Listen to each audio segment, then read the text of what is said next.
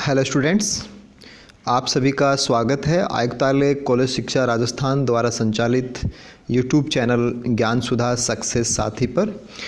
और प्रतियोगिता परीक्षाओं को ध्यान में रखकर चलाए जा रहे इस बहुआयामी यूट्यूब चैनल के आज के इस वीडियो में मैं आपके साथ बात करने जा रहा हूँ एक बहुत ही इंटरेस्टिंग और इम्पॉर्टेंट, जहाँ से काफ़ी बार क्वेश्चंस डिफरेंट एग्ज़ाम्स में पूछे जाते हैं।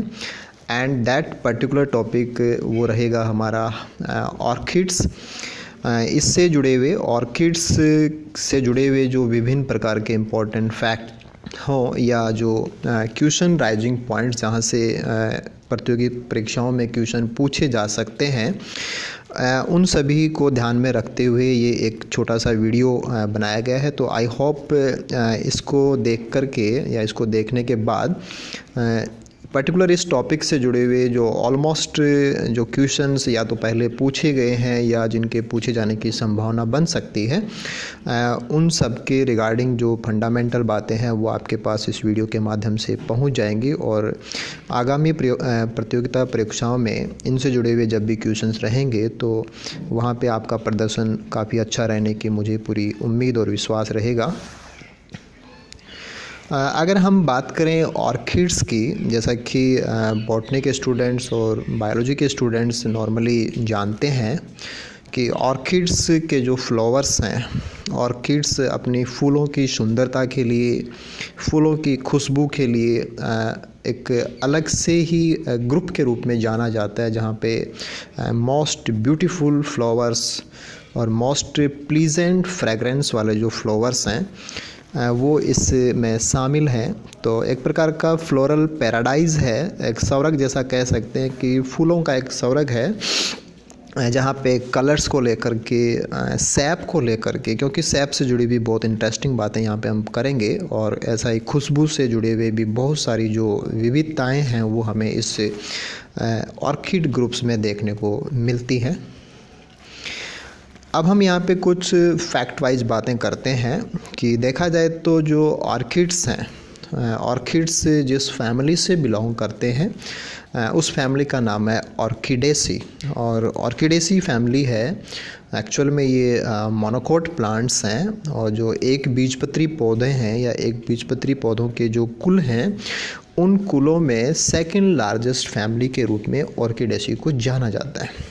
आपको ध्यान रखना है कि मोनोकोट के अंदर सबसे बड़ी फैमिली दैट इज पोएसी, और पोएसी के बाद में जो दूसरी सबसे बड़ी फैमिली मोनोकोट के संदर्भ में हम काउंट करते हैं दैट इज ऑर्किडेसी, यानी कि काफ़ी बड़ी फैमिली है जहाँ पे बहुत सारा डाइवर्सिटी देखने को मिलता है।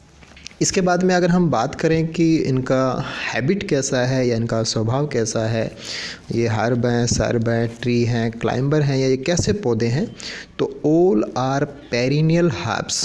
पेरिनियल हर्ब्स का मतलब ये है कि ये बहुवर्षीय शाकीय पौधे हैं। इनके अंदर वुडी पार्ट्स डेवलप नहीं होते। जो शाकीय स्वभाव के पौधे होते हैं उनमें कास्ट का अभाव होता है, तो वुड का या सेकेंडरी जाइलम बहुत ज़्यादा विकसित नहीं होता है, ये आप ध्यान रखेंगे। और पेरिनियल होते हैं, ऑल आर पेरिनियल हर्ब्स।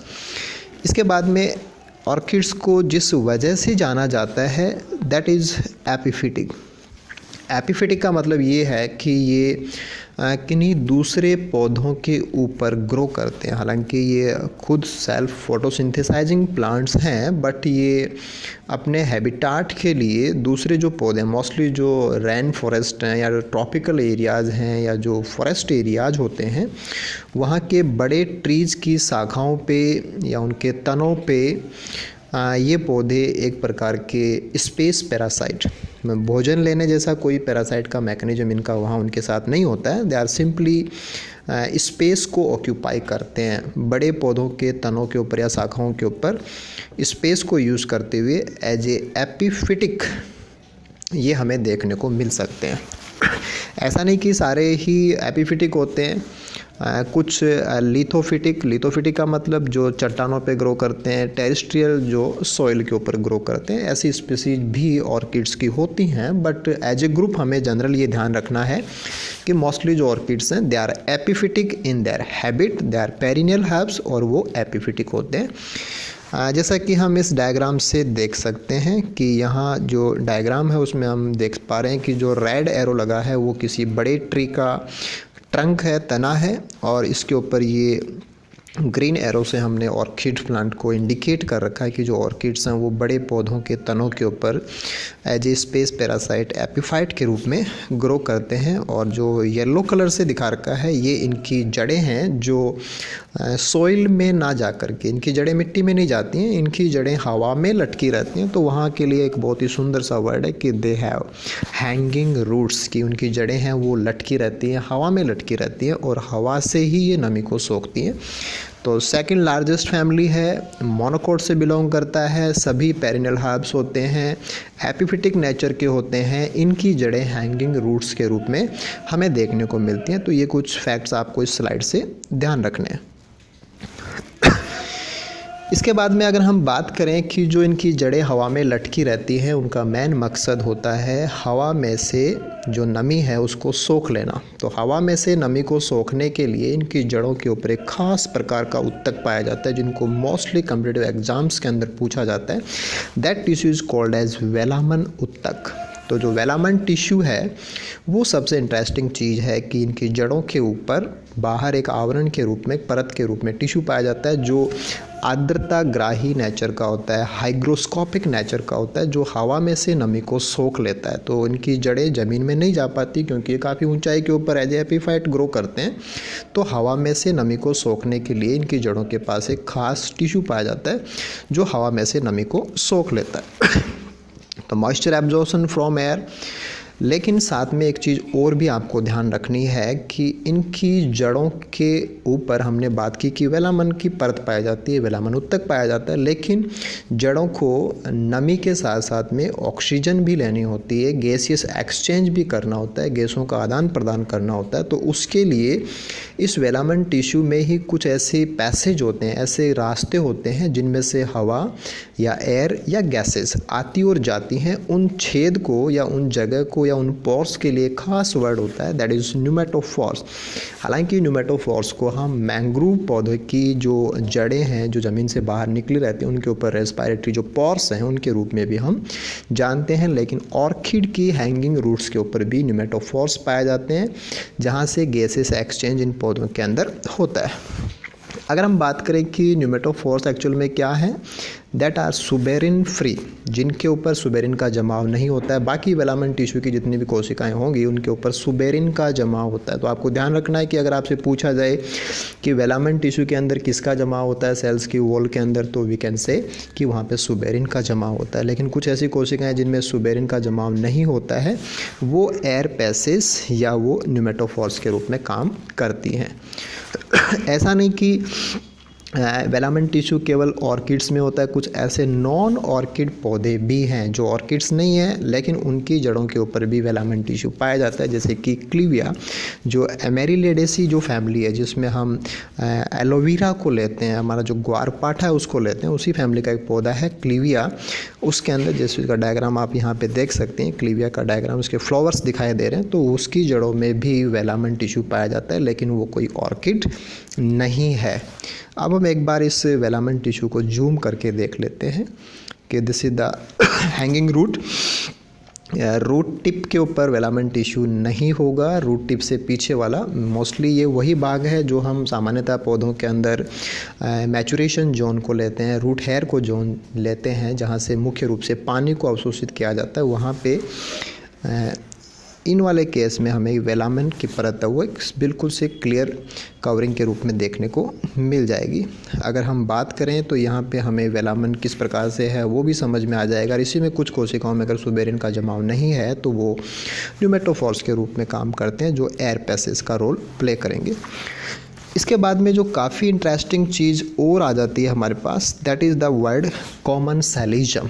तो कॉमन सेलिजम एक प्रकार का ऐसा इंटरेक्शन है जिसमें इंटरेक्ट होने वाले जीवों को मिलने वाले फ़ायदे और नुकसान के एंगल से अगर हम देखें तो एक को फ़ायदा होता है और दूसरे को कोई फ़र्क नहीं पड़ता है। ऐसी जो इंटरस्पेसिफिक इंट्रैक्शंस होती हैं, अंतरजातीय जो अंतःक्रियाएँ होती हैं, अगर हम उनकी बात करें तो कॉमनसेलिज्म प्रकार की इंट्रैक्शन का जो नतीजा आता है कि उसमें किसी एक पार्टनर को फ़ायदा होता है और किसी दूसरे को कोई फ़र्क नहीं पड़ता। तो कॉमनसेलिज्म का बहुत बड़ा एग्जाम्पल है हमारे ऑर्किड्स।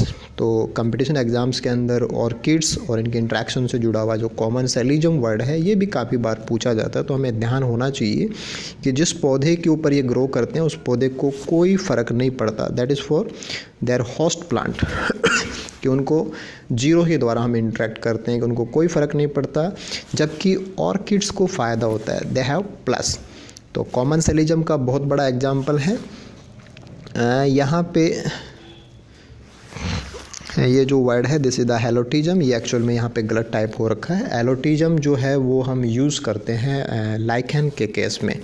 लाइकेन के केस में हेलोटिज्म वर्ड आता है जहाँ पे एक पार्टनर काफ़ी स्ट्रॉन्ग होकर के मास्टर का रोल प्ले करता है, दूसरा बहुत ही गौण जो रोल होते हैं, बहुत ही नगण्य के बराबर रोल, यानी कि एल्गे वो केवल फोटोसिंथेसिस तक सीमित हो जाता है, जबकि रिप्रोडक्शन के सारे काम पंजाई करता है। तो वहाँ पे एक दास जीवन प्रकार का लेवल आ जाता है, तो दैट इज़ कॉल्ड एज हेलोटिज्म। लेकिन ये ऑर्किड्स के लिए एप्लीकेबल नहीं है। फिर भी हम कॉमनसेलिज्म से हम कंपेयर करें तो कॉमनसेलिज्म का जस्ट रिवर्स एमेनसेलिज्म होता है। देन अगर हम नेक्स्ट बात करें तो इनके जो बीज हैं, स्मॉलेस्ट एंड लाइटेस्ट सीड्स, इनके बीज प्लांट किंगडम के अंदर सबसे छोटे और सबसे हल्के यानी कि सबसे कम घनत्व वाले बीजों के रूप में इनको जाना जाता है। इनके बीज जब जर्मिनेट होते हैं तो वहाँ ये हमेशा ही जो फंजाई है, मोस्टली जो बेसिडियोमाइसिड के जो फंगस हैं उनके साथ में इनका इंट्रैक्शन रहता है, माइकोराइजा फॉर्मेशन होती है। तो ऐसे बीजों को हम माइको हेटेरोट्रॉफिक सीड्स भी बोलते हैं। मोस्टली सभी प्रकार के ऑर्किड्स के बीज जब शुरू में जर्मिनेट करते हैं तो स्टार्टिंग टाइम के अंदर वो सभी के सभी माइको हेटेरोट्रॉफिक नेचर दर्शाते हैं, ये भी आपको ध्यान रखना है। मोस्टली जो माइको वाला सेक्शन है कि कौन से फंजाई इसमें काम आते हैं, दे आर मोस्टली बेसिडियोमाइसिड फंगस जो माइकोराइजा फॉर्मेशन करते हैं। इनके बीज छोटे हैं, हल्के हैं, साथ में ही और आपको ध्यान रखना है कि उनमें एंडोस्पर्म नहीं होता है, नॉन एंडोस्पर्मिक है, नॉन एल्बुमिनस भी इनको हम बोल सकते हैं। तो जब एंडोस्पर्म नहीं होता है तो काफ़ी हल्के हो जाएंगे, एक पर्टिकुलर टिश्यू इनमें अब्सेंट होता है, स्मॉलेस्ट एंड लाइटेस्ट सीड्स के रूप में भी हम ऑर्किड्स को जानते हैं। और जब ये सारी बातें इनके साथ होती हैं कि काफ़ी हल्के हैं, काफ़ी छोटे हैं, एंडोस्पर्म नहीं है, तो ये हवा में नीचे से ऊपर की तरफ ब्लो कर सकते हैं, क्योंकि इनको तो जड़ों से नीचे वाले भागों की तुलना में ऊपर वाले भागों की तरफ जा कर के एपीफाइट्स में ग्रो करना होता है। तो नीचे से ऊपर की तरफ जो मूवमेंट है बीजों का वो तभी हो सकता है जब इनके बीज काफ़ी हल्के और छोटे हों। इसके बाद में फर्दर अगर हम बात करें तो कुछ और इंटरेस्टिंग पॉइंट्स हैं। One is stegmata. स्टेगमाटा हम यूज़ करते हैं कि जब वास्कुलर बंडल शीथ जो होती हैं, वास्कुलर जो सवन पुल होते हैं, सवन पुलों के बाहर जो आच्छद पाया जाता है उसे हम वास्कुलर बंडल शीथ बोलेंगे, उसमें सिलिका से बने हुए कुछ बॉडीज़ पाए जाते हैं, कुछ संरचनाएँ पाए जाती हैं, उनके लिए वर्ड होता है स्टिग्माटा। ये भी आपको ध्यान रखना है। इनके फ्लावर्स रेसुपिनेट प्रकार के होते हैं। रेसुपिनेट का मतलब ये कि जैसे आप इस फिगर में देख पा रहे हैं तो इनके जो फ्लोरल पार्ट्स हैं, मोस्टली जो कोरोला भाग होते हैं, जो दलपुंज के भाग होते हैं, वो मुड़कर के वापस गए हुए होते हैं, मोस्टली सभी भाग मुड़े हुए होते हैं, तो उसके लिए वर्ड होता है रेसुपिनेट फ्लावर्स। मोस्ट प्लीजेंट फ्रेगनेंस, इनके फूलों में बहुत अच्छी खुशबू आती है, ये हम स्टार्टिंग में बात किए थे। आप देख सकते हैं कि यहाँ पे पर्टिकुलर जो ब्रांड्स हैं, पर्टिकुलर जो कॉस्मेटिक्स हैं, वो भी इनको यूज़ करते हैं फॉर देयर फ्रेगनेंस।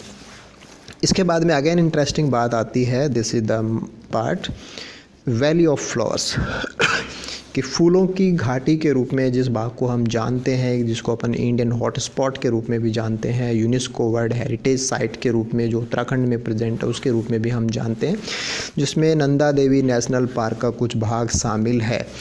तो इस डायग्राम से, जो नीचे वाला मैप का डायग्राम है, यहाँ से हम समझ सकते हैं कि जो ऊपर वाला एरो दिखा रखा है, this is for valley of flowers, और ये भाग एक्सटेंड होकर के यहाँ से लेकर के यहाँ तक ये जो भाग है हमारे हिमालय के नीचे वाला भाग, यहाँ पे काफ़ी सारी ग्रोथ हमें ऑर्किड्स की देखने को मिलती है। तो इस भाग को हम वैली ऑफ फ्लावर्स के रूप में जानते हैं, जो एक इंडियन हॉटस्पॉट का भी भाग है। और दूसरा इंडियन हॉटस्पॉट वेस्टर्न घाट्स है, जो सेकंड वाला एरो से यहाँ पे दिखाए हुए हैं। तो ये चीज़ें भी आपको पता होनी चाहिए कि वैली ऑफ फ्लावर्स का कनेक्शन ऑर्किड्स से है, इंडियन हॉटस्पॉट के रूप में भी ये भाग है, यूनेस्को वर्ल्ड हेरिटेज साइट जो उत्तराखंड के अंदर नंदा देवी नेशनल पार्क और आसपास का जो एरिया है उसको ऑर्किड्स की वजह से यूनेस्को वर्ल्ड हेरिटेज साइट के अंदर भी शामिल किया गया है।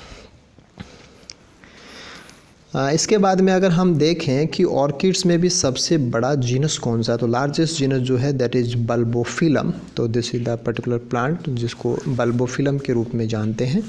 और ऐसा ही नहीं कि ये फ्रेगनेंस के लिए भी काम आते हैं, कॉस्मेटिक्स में भी काम आते हैं, ऐसे ही खाने में भी काम आते हैं। तो that is the very interesting example vanilla के। हम आइसक्रीम मांगते हैं कि वनीला फ्लेवर, हम केक लेते हैं, चॉकलेट लेते हैं। They have a specific taste and specific fragrance के, खास उनका स्वाद और ख़ास जो गंध होती है, दैट इज़ वनीला। और वनीला अपने आप में क्या है, this is again A orchid. इसकी फलियों को सुखा करके, जो ड्राइड फलियाँ होती है उनसे प्रोसेस करके ये पाउडर बनाया जाता है। इस पाउडर को हम एडिबल पर्पज़ में, जो हमारी खाद्य सामग्री होती है, उनमें हम यूज़ करते हैं। तो आप देख सकते हैं कि this is the largest genus Bulbophyllum, this is vanilla pods. और सूखने के बाद में ऐसी हो जाती हैं, जिनको हम मार्केट के अंदर बहुत सारी ऐसी रेसिपीज़ हैं जिनमें हम इनको यूज़ करते हैं।